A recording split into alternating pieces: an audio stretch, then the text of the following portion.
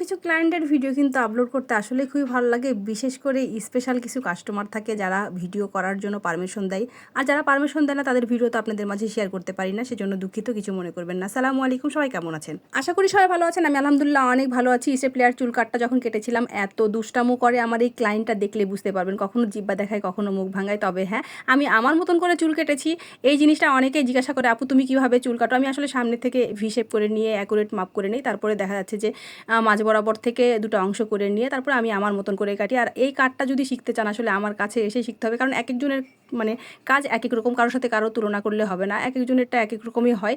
কেউ এক এক রকম করেই মানে যেই ডিজাইনটা নিয়ে আসতে পারে। আসলে এই জিনিসটা আমি সামনে থেকে না দেখালে বুঝতে পারবো না, কারণ আমি চাই যে ক্লায়েন্টরা যেরকম চাইতেছে ঠিক সেরকম করে দিতে পারছি কি পারি না, সেটাই হচ্ছে বড় কথা।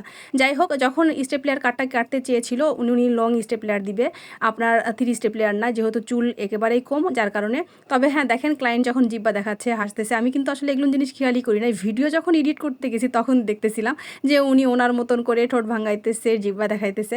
আসলে এই ক্লায়েন্টটা একটু স্পেশাল। আর আমার কিছু কাস্টমাররা থাকে যে জিনিসটা আসলে আপনাদের মাঝে শেয়ার করি। তো আপনারা জানেন যে আমার কাছে ভালোবাসার কিছু লোক আসে যারা নিজে চাইতেও আপন হয়ে যায়। আর এই ভালোবাসাটা আসলে ভাষায় প্রকাশ করা যাবে না।